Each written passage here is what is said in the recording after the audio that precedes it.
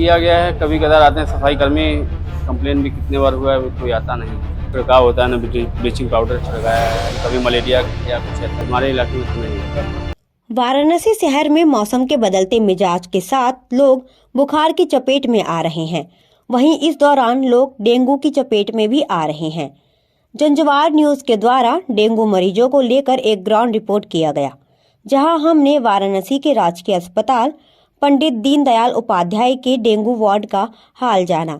यहां के मुख्य चिकित्सक अधीक्षक डॉक्टर आर.के. सिंह बताते हैं कि अस्पताल में डेंगू के नाम पर ज्यादा मरीज आते हैं, लेकिन जब इनकी जांच की जाती है तो मात्र 6 से 7% मरीज ही डेंगू पॉजिटिव पाए जाते हैं। हमारे अस्पताल में डेंगू के केस आते हैं, डेंगू के नाम पर अधिक केस आते हैं, लेकिन अगर एक्चुअली जांच कराया जाए तो जितनी भी जांच होती है उसमें मैक्सिमम आपको 8% 7% डेंगू मिलेगा पॉजिटिव, और बाकी जो NS1 पॉजिटिव लोग आता है वो डेंगू का नहीं, वो किसी भी बीमारी में आ सकता है।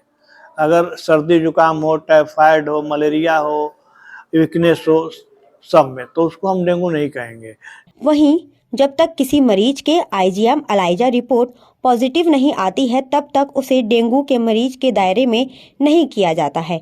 वहीं लोग NS1 की भी रिपोर्ट पॉजिटिव आने पर डेंगू मान लेते हैं।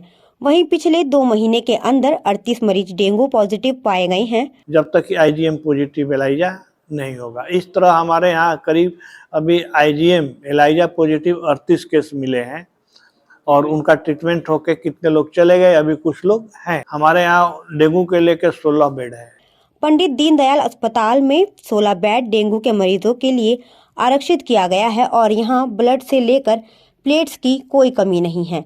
वहीं पांडेपुर गायत्री नगर कॉलोनी के रहने वाले प्रेम शंकर सिंह बेटे के प्लेट कम होने पर उसे डेंगू वार्ड में भर्ती करवाते हैं। वह कहते हैं कि वह जिस इलाके में रहते हैं वहाँ 2 तालाब हैं और वहाँ ज्यादा गंदगी होने से बेटे की तबीयत बिगड़ी है। वहीं इनकी बेटी को भी बुखार है और इसका इलाज घर पर ही चल रहा है। हमारी बिटिया को और बच्चे को दोनों को बुखार लगभग 4 दिन से आ रहा है, तो दोनों का जांच कराए हैं, तो बिटिया का तो 1,25,000 है, तो उसका घर पे ट्रीटमेंट चल रहा है। डॉक्टर साहब जैसे बताए हैं उनकी दवा से, और इसका प्लेटलेट्स कम था, 54,000 था, तो उनको लेके आज एडमिट हुए हैं। हमारा घर ये मानसिक चिकित्सालय के पीछे गायत्री नगर कॉलोनी में है। 2 तालाब पड़ते हैं, हमको लगता है तालाब की वजह से स्थिति थोड़ी सही नहीं है।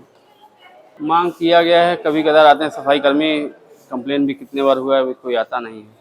इसके साथ ही पिछले 5 दिनों से राजकीय अस्पताल में इलाज करवा रहे भदोही जिले के गोपीगंज निवासी घनश्याम चौरसिया डॉक्टरों पर आरोप लगाते हुए कहते हैं कि यहां डॉक्टर नियमित चेक करने के लिए नहीं आते हैं, आते भी हैं तो बाहर से देखकर चले जाते हैं। वह स्वयं से यहां पर नहीं आते हैं। वहीं साफ सफाई नियमित नहीं होने से भी चौरसिया नाराज दिखे। प्लेटलेट कम हो जाने की वजह से यहाँ पर आया था, लेकिन डॉक्टर लोगों की लापरवाही की वजह से अभी तक मैं झेल रहा हूँ। प्लेटलेट कम हो गई, डॉक्टर लोग को आना चाहिए, टाइम इलाज करना चाहिए, देखना चाहिए, देख रेख करना चाहिए। कोई कुछ नहीं, बस जो जरूरत है मेडिकल पे जाते हैं, बताते हैं समस्या है, तभी आते हैं, इलाज करते हैं। बस बाहर से ही हालचाल ले लेते हैं, हो गया। लेकिन इसी अस्पताल की सफाई कर्मचारी उषा कहती हैं कि मैं पिछले 15 वर्षों से वार्ड, शौचालय सहित अस्पताल की सफाई कर रही हूं और अब तक मेरी तनख्वाह 7,000 है। इतनी कम सैलरी में परिवार चलाना काफी मुश्किल हो गया है।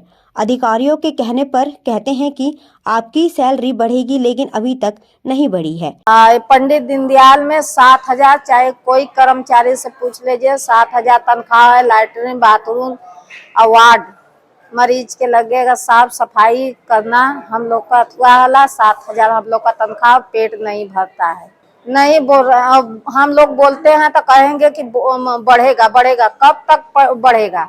वहीं वाराणसी आशापुरा के रहने वाले संदीप कुमार अपने भतीजों को पिछले दिनों से पंडित दीनदयाल राजकीय चिकित्सा अस्पताल में भर्ती किए हुए हैं, लेकिन यह कहते हैं कि यहाँ के डॉक्टरों का रवैया बड़ा ही गलत है।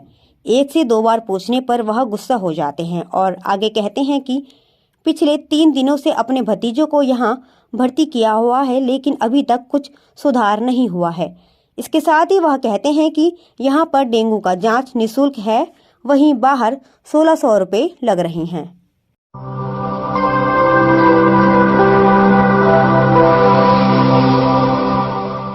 जन ज्वार जनता की